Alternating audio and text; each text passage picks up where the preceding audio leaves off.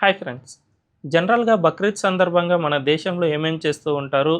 మేకలను బలిస్తూ ఉంటారు, ఒంటెలను కోస్తూ ఉంటారు. మన దేశంలో ఇల్లీగల్ అయినా కూడా కొంతమంది తెలిసి తెలియకుండా ఆవులను సైతం కోసేస్తూ ఉంటారు.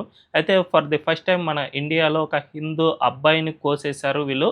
బక్రీద్ సందర్భంగా ఒక హిందూ అబ్బాయిని బలిచ్చేశారు. ఈ ఘటన యూపీలోని గజియాబాద్‌లో జరిగింది. అది కూడా ఎవరో పెద్దవాళ్ళనుకుంటే పొరపాటే. చిన్న చిన్న పిల్లలు ఇంకా 18 ఏళ్ళు నిండని వాళ్ళే ఈ దారుణానికి పాల్పడ్డారు. నిజానికి ఏం జరిగింది అంటే గజియాబాద్ ప్రాంతంలో 5 మంది ముస్లిం పిల్లలు కలిసి ఒక హిందూ అబ్బాయి సూర్య అనే వ్యక్తిని తమ ఇంటికి ఇన్వైట్ చేశారు. నువ్వు బక్రీద్ సందర్భంగా మా ఇంటికి రావాలని పిలిచారు.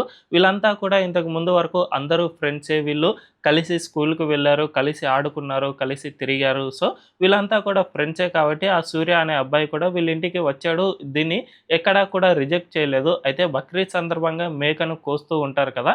ఆ మేకను కోసేదాన్ని నువ్వు చూడాలి, నీ కళ్ళారా చూడాలి, దగ్గరుండి మరి చూడాలి అని ఆ పిల్లలు ఇతన్ని ఫోర్స్ చేశారు. అయితే సూర్య అనే వ్యక్తి నేను దాన్ని చూడలేను. ఎందుకంటే నాకు రక్తం అంటే భయం. ఆ విధంగా మేకను కోయడాన్ని నేను అస్సలు చూడలేను. కావాలంటే మీ ఇంట్లో బిర్యానీ అవి ఇవి తింటానే తప్ప నేను దాన్ని చూడలేను అని ఈ సూర్య అనే వ్యక్తి రిజెక్ట్ చేశాడు. దీంతో ఆ 5గురు ముస్లిం పిల్లలు ఏం చేశారు అంటే ఆ సూర్య అనే అబ్బాయిని కత్తితో పొడిచి, పొడిచి మరీ చంపేశారు. అతన్ని ఏకంగా బక్రీద్ సందర్భంగా బలిచ్చేశారు. అయితే వీళ్ళంతా కూడా ఎందుకు ఈ విధంగా చేశారు అంటే ఆ సూర్య అనే అబ్బాయి అతని ఫ్రెండే అయినా కూడా అతను తమ మత ఆచారాలను పాటించలేదు అనే ఉన్మాదంతో వీళ్ళంతా ఈ విధంగా చేశారు. దీన్ని బట్టి చూసుకుంటే మన దేశంలో ముస్లిం పిల్లల్లో ఎంత ఉన్మాదాన్ని రేకెత్తించారో అర్థం చేసుకోవచ్చు. నిజానికి వీళ్ళంతా మైనారిటీలే కాబట్టి వీళ్ళలో ఉన్మాదం రేకెత్తించిన వాళ్ళది పూర్తిగా తప్పే అని చెప్పుకోవచ్చు. అయితే ఈ ఘటనకు సంబంధించి యూపీ సీఎం యోగి ఆదిత్యనాథ్ చాలా సీరియస్‌గా రియాక్ట్ అయ్యారు. ఈ ఘటనలో మెయిన్ నిందితుడైన అసద్ అనే అబ్బాయిని యూపీ పోలీసులు ఎన్‌కౌంటర్‌లో లేపి పాడేశారు. గజియాబాద్ పక్కనే ఇందిరాపురం అనే ఒక ప్రాంతం ఉంటుంది. ఆ ప్రాంతంలో అసద్ తన బైక్‌పై వెళ్తూ ఉండగా పోలీసులు అతన్ని కాల్చి చంపేశారు. దీంతో అక్కడికక్కడే చనిపోయాడు.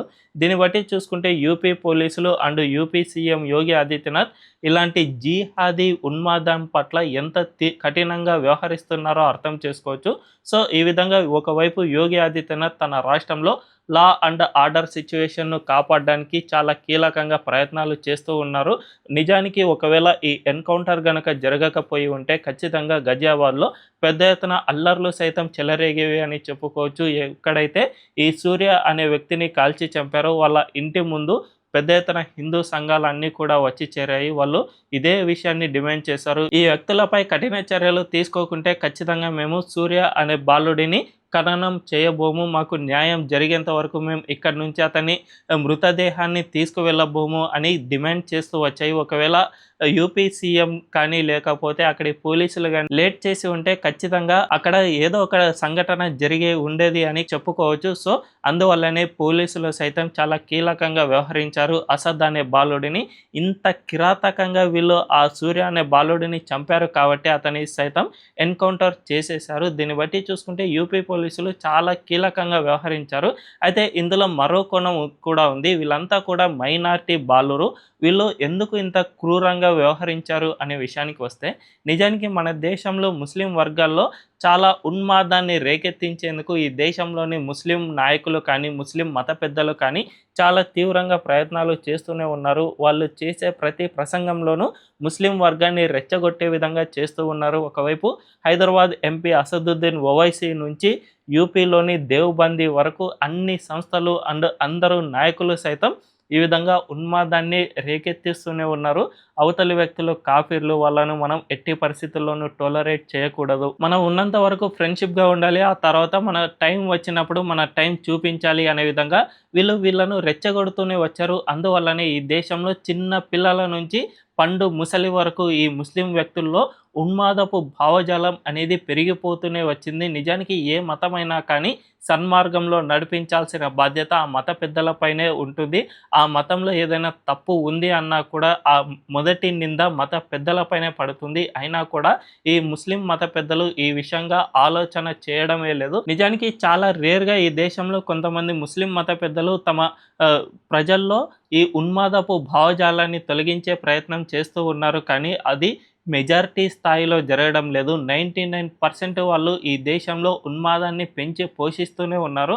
అందువల్లనే ఇలాంటి ఘటనలు జరుగుతూ ఉన్నాయి. జస్ట్ 18 ఏళ్ళు నిండకుండానే వీళ్ళు ఇంతటి ఉన్మాదానికి, అది కూడా తమ మేకను కోయడాన్ని చూడకపోతేనే ఒక వ్యక్తిని చంపేశారు అంటే ఇది మామూలు విషయం కాదనే చెప్పుకోవచ్చు. అందువల్లనే ఇప్పటికైనా ఇటు అసదుద్దీన్ ఓవైసీ నుంచి ముస్లిం మత పెద్దలు అంతా కూడా తమ మైండ్ సెట్‌ను మార్చుకోవాల్సిన అవసరం ఉంది.